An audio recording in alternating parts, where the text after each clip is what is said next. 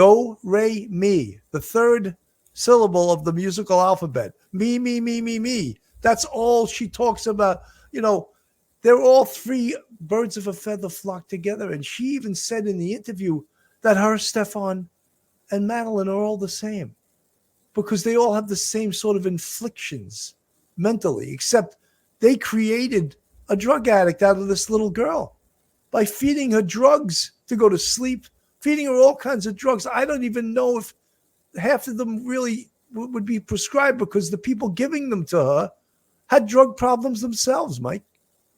Yeah, it's when you hear that interview and she starts to describe the medication that Maddie's taken, the medication that she's taken as the mother, the medication that Stefan's taken.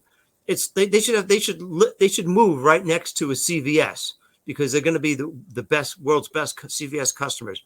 It's amazing how much medication they're on, and it's scary because this poor Maddie is relying on the parents, the parent to distribute her prescription medication, and they are probably not really even able to take. And Jen doesn't seem really able to take care of herself.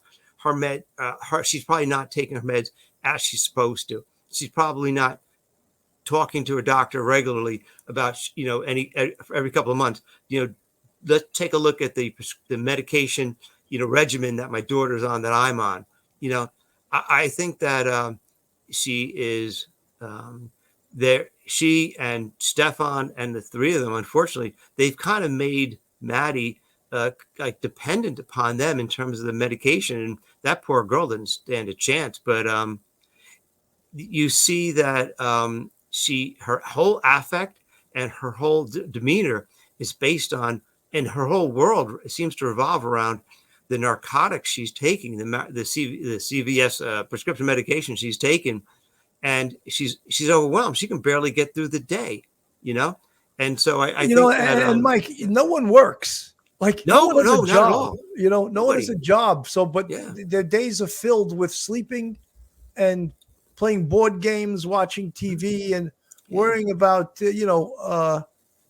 themselves. Really, not Madeline. So let me go back to the law and crime here. Helped me take Maddie to school that day.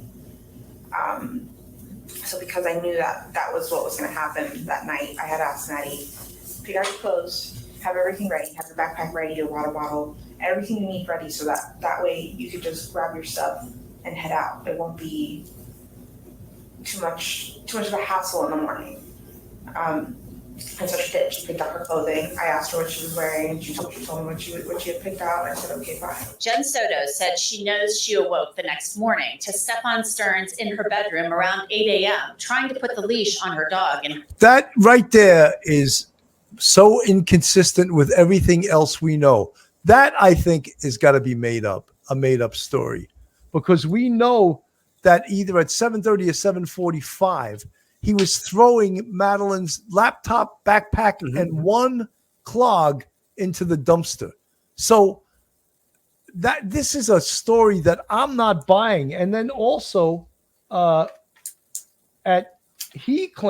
Stefan Stearns claims that at 8:20 to 8:40, that big time frame there, he was dropping her off. But he was lying too, because at 8:19, he's caught coming back into the condo complex on video. So that is a timestamp that is irrefutable, because it's on.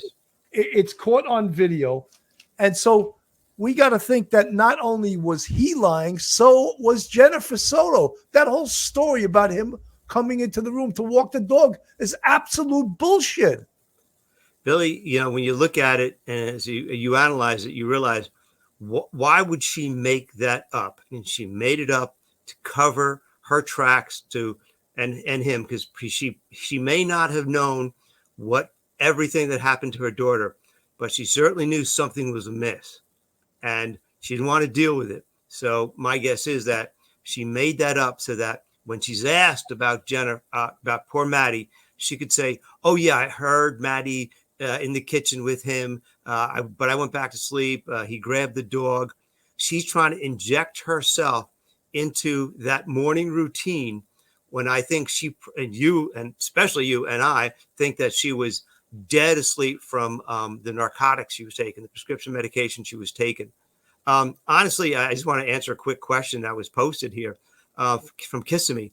I think she may use that narcotic addiction, that prescription drug addiction, maybe to her benefit if she ever is going to be charged as some sort of like maybe some sort of self-induced unawareness where she's kind of like temporarily unable to form a mental state or something.